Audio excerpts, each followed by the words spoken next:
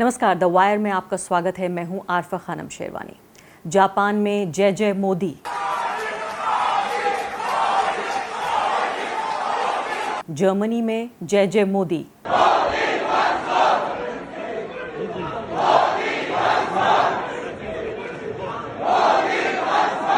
Denmark में जय जय मोदी,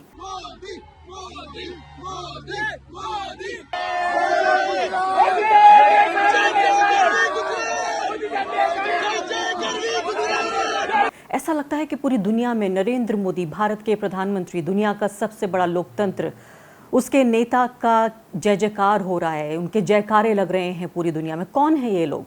जापानी लोग हैं जय जयकार कर रहे हैं? क्या जर्मनी के लोग हैं, जर्मन लोग हैं जो जय जयकार कर रहे हैं, या डेनमार्क के लोग हैं? ये इसी महीने की 3 विजिट हैं, 3 दौरे हैं नरेंद्र मोदी के, विदेश दौरे, जिनको लेकर ये बहस हो रही है कि क्या वाकई भारत विश्व गुरु बन गया है, जो अलग अलग देशों में जाकर उनका जय जयकार हो रहा है। मैं उन तस्वीरों पर भी आऊँगी जहाँ की जो पूरी प्रोपेगेंडा मशीनरी है आरएसएस और भाजपा की, वो कैसे ये बताने की कोशिश कर रही है कि वाकई भारत विश्व गुरु बन गया है।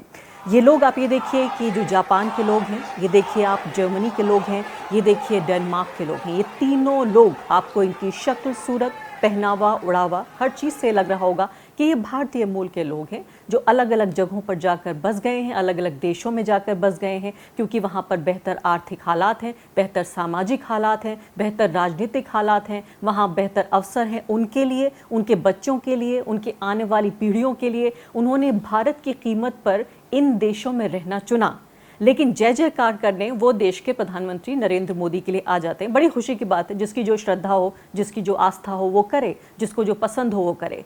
लेकिन यहाँ पर भारत में जब ये बताने की कोशिश होती है कि भारत के जो प्रधानमंत्री हैं, जो भारत की सरकार है, पिछले 8 साल में नरेंद्र मोदी ने भारत को विश्व गुरु बना दिया है, तो ज़रूरी है कि इसकी पोल खोली जाए, ज़रूरी है कि इस बात को खोदा जाए। आजकल खोदने का भारत में बड़ा फैशन चल गया है, और ये देखा जाए कि तथ्य क्या हैं। क्या जापानी, जर्मन और डेनमार्क के लोग, ये तमाम लोग आकर, यूरोप के और तमाम देशों के लोग आकर, क्या वाकई भारत के प्रधानमंत्री की जय जयकार कर रहे हैं? तो आप ये देख रहे हैं कि ये ज़्यादातर वो लोग हैं जो कि विदेशों में प्रधानमंत्री नरेंद्र मोदी और इसके अलावा भाजपा आरएसएस के समर्थक हैं। बल्कि इस बात के भी पुख्ता सबूत मिलते हैं कि अलग अलग देशों में जहां भी प्रधानमंत्री का दौरा होना होता है, वहां पर जो दूतावास हैं भारत के, वो मोबिलाइज करते हैं लोगों को प्रधानमंत्री से मिलवाने के लिए, ताकि इस तरह की तस्वीरें खींची जा सकें कि देखिए कितना ज़्यादा स्वागत हो रहा है, कितनी लोकप्रिय हो रहे हैं और पूरी दुनिया में जय जयकार हो रही है।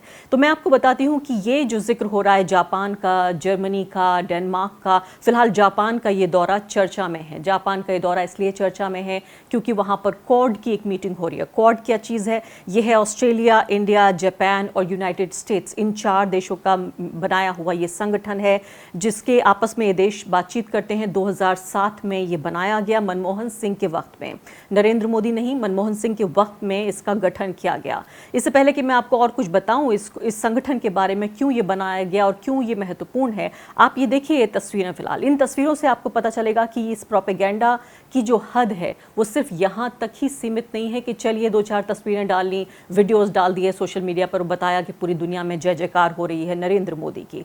अभी ये फिलहाल आप ये तस्वीरें देखिए जिसमें जो विश्व गुरु के नाम से, यानी कि आप देखें कि कैप्शन भी अलग नहीं किया गया है, इसमें पत्रकार हैं, बाकायदा भाजपा की आईटी सेल के लोग हैं, मंत्री हैं, पूरा का पूरा कैबिनेट नरेंद्र मोदी का लगा दिया गया है उनके पब्लिक रिलेशन के लिए, उनके प्रोपेगेंडा के लिए। उनके भाजपा के तमाम प्रवक्ता हैं, इसके अलावा एमपीज तो जाहिर हैं ही, तमाम तरह के पत्रकार, सबसे बड़ी बात जिनका काम है कि वो क्रिटिकल एनालिसिस करें, यानी कि वो इस तरह से देखें चीज़ों को जिसमें कि जो सवाल उठ रहे हैं उनको आगे लेकर आएँ। जयकारा करना पत्रकारों का काम नहीं है, उसके लिए मंत्रालय हैं, बाकायदा सरकार के पास पूरी मशीनरी है, हज़ारों करोड़ का बजट है, जिसको लेकर वो तमाम तरह का अपना पब्लिसिटी या प्रोपेगेंडा या जो भी मैं कहूँ कि अपना प्रचार प्रसार कर सकती है सरकार। उसके लिए पत्रकारों की ज़रूरत नहीं है। पत्रकारों का काम है कि क्या ठीक तरीके से सरकार अपना काम कर रही है या नहीं, क्या अपनी धरती पर ठीक तरीके से काम कर रही है, क्या विदेश में जो भारत का हित है उसको ठीक तरीके से रख पा रही है या नहीं, ये पत्रकारों का काम है। अब ये देखिए मैं आपको ये दिखा रही हूँ ट्वीट कि किस तरह से इसमें लगातार अलग अलग जो लोग हैं वो ट्वीट कर रहे हैं। ये ऑल्ट न्यूज़ के मोहम्मद ज़ुबैर ने बड़ा ही शानदार ये वीडियो बनाकर किसी बात की कसर उन्होंने नहीं छोड़ी है। आप ये देखिए 2 मिनट से ज़्यादा का वीडियो है, लगातार स्क्रॉल होते हुए अपनी स्क्रीन पर आप देख पाएंगे कौन कौन लोग हैं जिनको लगाया गया है इस काम में। पत्रकारों में देखिए आप, ये अमन चोपड़ा हैं, दीपक चौरसिया हैं, अमीश देवगन हैं, इसके अलावा संबित पात्रा हैं, हिमांता बिस्व शर्मा हैं, इसके अलावा पूरा तरीके से देखें आप तो मंत्रिमंडल भी लगा दिया गया है, भूपेंद्र यादव हैं। ये तमाम लोग एक ही तस्वीर, एक ही कैप्शन के साथ, यानी थोड़ी तो रचनात्मकता दिखानी चाहिए, थोड़ी तो क्रिएटिविटी दिखानी चाहिए इस मामले में। क्या पब्लिक रिलेशन का गुरु बन रहा है भारत, सिर्फ प्रोपेगेंडा का गुरु बन रहा है, या वाकई विश्व गुरु बन रहा है? पब्लिक रिलेशन मैनेजमेंट जो है वो नज़र आ रहा है। और सिर्फ एक तस्वीर के ज़रिए कैसे पता चलता है हमें कि कोई देश विश्व गुरु बन रहा है या नहीं? क्या अपने ही प्रचार और प्रसार के माध्यमों से, अपने ही लोगों के जरिए एक तस्वीर को दिखाकर जिसमें वो आगे चल रहे हैं बाकी नेताओं से? क्या नेता का आगे चलना किस बात का सिंबल है, ये किस बात का प्रतीक है? ये जब इस तरह की तस्वीरें वायरल हुई तो दूसरे लोगों ने वो तस्वीरें भी लगानी शुरू कर दी जहां हजारों की तादाद में जापानी लोग जमा हुए देश के पहले प्रधानमंत्री जवाहरलाल नेहरू को सुनने के लिए। और वहां भारतीय मूल के लोग नहीं, जापानी लोग थे। उनमें एक तरह से क्यूरोसिटी थी, मैं कहूँगी आदर सम्मान था भारत को लेकर, भारत के लोकतंत्र को लेकर, नया नया आज़ाद हुआ हमारे मुल्क को लेकर सम्मान और क्यूरोसिटी जानना ज़्यादा चाहते थे, नेहरू से मिलना चाहते थे। और हज़ारों की तादाद में ये लोग बिना किसी पब्लिक रिलेशन के, बिना किसी दूतावास के वहाँ पर इकट्ठा किए हुए कि वो ज़्यादा से ज़्यादा बढ़ चढ़ कर उनको इकट्ठा किया जाए, वहाँ पर जमा हो गए। तो जब ये बात होगी तो बात दूसरी भी होगी, बात निकलेगी तो फिर वो दूर तलक जाएगी, नेहरू तलक जाएगी। और इसीलिए नेहरू की ये तस्वीरें फिर से वापस आ गई हैं, वायरल हो गई। यहाँ तक तो कुछ लोगों ने जो इंदिरा गांधी थी उनकी तस्वीरें भी निकाल ली जब वो प्रधानमंत्री नहीं थी तब। अब ये दूसरा आप वीडियो देखिए। इस वीडियो में जो जो बाइडेन हैं यूएस के प्रेसिडेंट, इनके अलावा उनको वो स्वागत करते हुए नजर आ रहे हैं इस तस्वीर में। साथ में ऑस्ट्रेलिया के प्रधानमंत्री नरेंद्र मोदी दोनों चल के आ रहे हैं। ऑस्ट्रेलिया के प्रधानमंत्री और भारत के प्रधानमंत्री दोनों चल कर आ रहे हैं।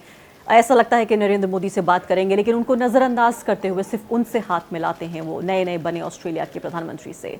अब ये अलग बात है कि 10 सेकंड की तस्वीर में कुछ भी जांचना परखना मुश्किल है, लेकिन जब इस तरह का प्रोपेगेंडा चलेगा तो दूसरी तरफ से भी प्रतिक्रिया आएगी कि कैसे उनको नज़रअंदाज किया गया एक वर्ल्ड स्टेज पर। पूरी दुनिया के कैमरे वहाँ लगे हुए थे जो फोटोग्राफी कर रहे थे, वीडियोग्राफी कर रहे थे, और उसमें नरेंद्र मोदी को इग्नोर किया गया जब तस्वीर खिंचवाने की बारी आई। इस वीडियो को भी आप देखिए, ये वीडियो भी वायरल हो रहा है उसको काउंटर करने के लिए।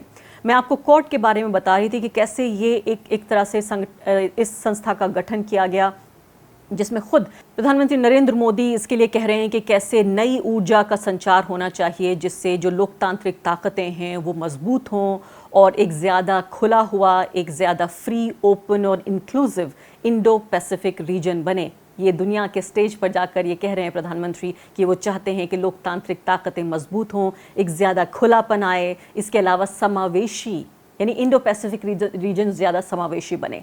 अब भारत में आप देखिए क्या हालात हो रहे हैं इस वक्त। भारत में लोकतंत्र के लिए अपने इतिहास के सबसे बदतरीन दौर से गुजर रहा है भारत, जहां इस तरह के सवाल भी पैदा हो गए हैं कि क्या भारत वाकई में एक लोकतांत्रिक भविष्य के साथ बच पाएगा? क्या भारत का वर्तमान नहीं बल्कि उसका भविष्य क्या लोकतांत्रिक होगा या नहीं? इस पर भी गंभीर सवाल उठ रहे हैं। एक संकट, बेहद गंभीर संकट मंडरा रहा है। जिस तरह से तमाम तरह की असहमति की आवाज़ों को दबाया जा रहा है, जो भारत में अल्पसंख्यक हैं या वो तमाम लोग जो मौजूदा सरकार की राजनीति से सहमत नहीं है, कैसे उनको पूरी तरीके से हाशिए पर फेंक दिया गया है। उनका मार्जिनलाइजेशन से ज़्यादा उनका एक्सक्लूजन हो रहा है।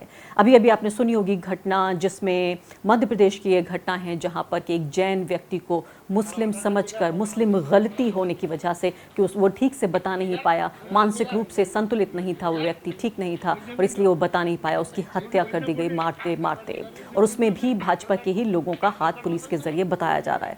तो ये मैं आपको बताने की कोशिश कर रही हूँ कि कैसे क्या इसी तरीके से जब दुनिया के मंच पर जाकर नरेंद्र मोदी ये बोल रहे हैं कि लोकतांत्रिक ताकतों को मजबूत करना चाहते हैं, एक खुला हुआ माहौल बनाना चाहते हैं, एक समावेशी माहौल बनाना चाहते हैं, पूरी दुनिया में उनकी जय जयकार हो रही है, तमाम दुनिया के बड़े से बड़े नेताओं से वो आगे चल रहे हैं, उनकी पब्लिक रिलेशन मशीनरी ये बता रही है कि विश्व गुरु भारत बन चुका है। तो इसी तरह के जो स्टेटमेंट्स हैं उनमें वो उनको भारत में लागू क्यों नहीं करते? अगर इंडिया में वो लागू ये नहीं होगा तो जो इंडो पैसिफिक है उसमें वो कैसे लागू करेंगे? भारत की बाहरी सीमा में जहाँ की भारत का नियंत्रण भी नहीं है, जहाँ भारत में वो शासन कर रहे हैं, वहाँ इतने बदतरीन हालात हैं उनके शासन के दौरान, तो वहाँ जहाँ की उनका शासन नहीं है, उनका नियंत्रण नहीं है, वहाँ पर इतनी बड़े बड़े भाषण देते हैं। इतनी ज़्यादा भाषणबाजी के बाद आप घर में देखिए, अपने घर में यानी भारत में किस तरह का माहौल हो रहा है, जहां लोकतंत्र पे संकट मंडरा रहा है। कोई भी फ्री या ओपन माहौल नहीं है। एक्सक्लूजन, इंक्लूजन तो दूर की बात है, पूरे तरीके से एक्सक्लूजन हो रहा है। लोगों को जो सिस्टम है उससे बाहर फेंकने की पूरे तरीके से कोशिश हो रही है। ये पूरा संगठन बनाया गया था जिसमें कोशिश ये थी अमेरिका की कि इससे चाइना को काउंटर किया जाए। यानी बेहद महत्वपूर्ण एक तरह से देखा जाए तो ये संगठन है जो कि कोशिश कर रहा है कि एशिया में ही जो बैलेंस ऑफ पावर है उसको कैसे मेंटेन किया जाए। लेकिन ऐसा लगता है कि इस सब को ताक पर रखकर देश में भी और देश के बाहर भी तमाम तरीके से जो भगवा जो लोग हैं या भगवा जो ताकतें हैं, भगवा विचारधारा है, सिर्फ उसी के प्रचार प्रसार को काम पर लगाया जा रहा है। अब ये जर्मनी का आप एग्जाम्पल देख लीजिए। यहाँ पर लोग तो किसी भी तरह के वहाँ पहुँच सकते हैं। बहुत सारे लोग प्रधानमंत्री को पसंद करते हैं, बहुत सारे लोग उन्हें नापसंद भी करते हैं। वहाँ उस तरह के लोग भी पहुँचते हैं जो उनकी जय जयकार करते हैं, वहाँ उस तरह के लोग भी पहुँचते हैं जो उनके खिलाफ, उनकी वहाँ मौजूद होते हुए विरोध प्रदर्शन करते हैं। दो तरह के लोग, ये भी नरेंद्र मोदी के काल की देन है कि दो तरह के भारतीय पैदा हो गए हैं भारत से बाहर। एक वो जो उन्हें पसंद करते हैं, दूसरे नापसंद करते हैं। दो तरह के लोग वहाँ जमा हो जाते हैं। लेकिन खुद आप ये देखें कि जर्मनी में यहाँ जो ब्रेंडनबर्ग गेट है, जो पॉलिटिकल बर्लिन माना जाता है, वहाँ पर खासकर जो ये लोग जमा हुए और भगवा झंडा फहराया गया। इस भगवा झंडा फहराने वाले लोगों की मर्जी पर या उनकी मंशा पर जो भी कुछ कहा जा सकता है, लेकिन जब प्रधानमंत्री के खुद के ट्विटर हैंडल से ये ट्वीट हुआ तो ये पता चलता है कि मंशा आखिर क्या है। क्या विश्व गुरु जो बनने की ख्वाहिश है, क्या भगवा झंडा फहराकर विश्व गुरु बनना चाहते हैं प्रधानमंत्री? क्या भारत को तिरंगे के साथ नहीं, भगवा के साथ वो विश्व गुरु बनाना चाहते हैं? ये वीडियो पूरे तरीके से वायरल है, जिसको लेकर जो अपोजिशन है, जो विपक्ष है, उसने भी एक तरह से आलोचना की। और दूसरी महत्वपूर्ण बात, जो विश्व गुरु बनने की राह में सबसे बड़ी रुकावट है भारत के तमाम अलग तरह की चीज़ों के अलावा, वो है प्रधानमंत्री का दुनिया के सबसे बड़े लोकतंत्र के नेता होने के बावजूद किसी भी पत्रकार के सवाल का कोई जवाब नहीं देना। एक भी प्रेस कॉन्फ्रेंस पिछले 8 साल में उन्होंने नहीं की। 8 साल में एक भी प्रेस कॉन्फ्रेंस। और ये आप देखिए वीडियो क्लिप, जब प्रधानमंत्री का अचानक सामना हो गया वहाँ पत्रकारों से, तो कैसे उन्होंने कहा, ओ माय गॉड। बाहरी थे आप लोग, अंदर अलाउ नहीं था। बाहरी थे आप लोग, अंदर अलाउ नहीं था। अच्छा, oh my God, oh my God. तो क्या बोलेंगे सर? नहीं, अब मैं पूछूंगा ऐसा कैसे हुआ। लेकिन यहाँ तबीयत संभालिए आप लोग, तबीयत। इससे पहले जो एक दूर की याद आ रही है वो है सिर्फ 2015 में, जबकि यूनाइटेड किंगडम में थे नरेंद्र मोदी और वहाँ पर द गार्डियन और बीबीसी के 2 पत्रकारों ने 3 सवाल उनसे पूछे, और वो ऐसे सवाल थे जिनका सामना कभी नहीं करना पड़ा नरेंद्र मोदी को, जब यहाँ पर भारत में किसी भी उस पत्रकार के ज़रिए जिसको पत्रकार कहा जा सकता है। मैं उनके प्रचार प्रसार का जो हिस्सा हैं, जो तमाम दरबारी सरकारी मीडिया के लोग हैं, उनको, जो गिने चुने लोगों को, जो गिनी चुनी उन्होंने इंटरव्यूज़ दिए हैं, मैं उनको काउंट नहीं कर सकती, उनको बिल्कुल भी मैं नहीं गिन सकती हूँ कि उसको प्रेस इंटरेक्शन के तौर पर लिया जाएगा। लेकिन ये 2015 का ये वीडियो आप ज़रूर देखिए आपकी स्क्रीन पर। Prime Minister Modi, India is becoming an increasingly intolerant place. Why? Prime Minister Cameron, can I ask you, how comfortable do you feel welcoming Prime Minister Modi to this country, given that for the first 2 years of your premiership, he was not permitted to visit this country because of his record as Chief Minister of Gujarat? Prime Minister Modi, can I ask you, tomorrow night you will obviously have a rapturous reception at Wembley Stadium, but there are a number of protesters out today who are saying, and I'm wondering what you say to them, that given your record as Chief Minister of the state of Gujarat, you do not deserve the respect that would normally be accorded to the leader of the world's largest democracy. ये 3 सवाल जो 2002 के दंगे हैं उससे भी जुड़े हुए थे, और भारत में जो पूरा एक असहनशीलता का, इंटॉलरेंस का जो माहौल है उसको लेकर भी पूछे, तो ये दम दिखाया जो विदेशी पत्रकार हैं उन्होंने, और ख़ासकर दोनों देशों के नेता वहाँ पर मौजूद थे, उन दोनों देशों के नेताओं से, यूके के प्राइम मिनिस्टर भी और भारत के प्राइम मिनिस्टर भी, उन दोनों से सवाल पूछे गए। और इस तजुर्बे के बाद, क्योंकि उनके प्रधानमंत्री बनने के 1 साल के भीतर ही ये प्रेस कॉन्फ्रेंस हुई 2015 में, और उस तजुर्बे के बाद प्रधानमंत्री ने ऐसा लगता है एक तरह से अपना मन बना लिया कि अब दोबारा कभी बातचीत नहीं होगी। और इसीलिए जर्मनी में जब जर्मन नेता के साथ उनकी बातचीत हो रही थी, ऑन रिकॉर्ड जर्मनी ने कहा कि भारत की तरफ से, भारत की सरकार की तरफ से ये अनुरोध किया गया कि प्रेस से सवाल नहीं लेंगे।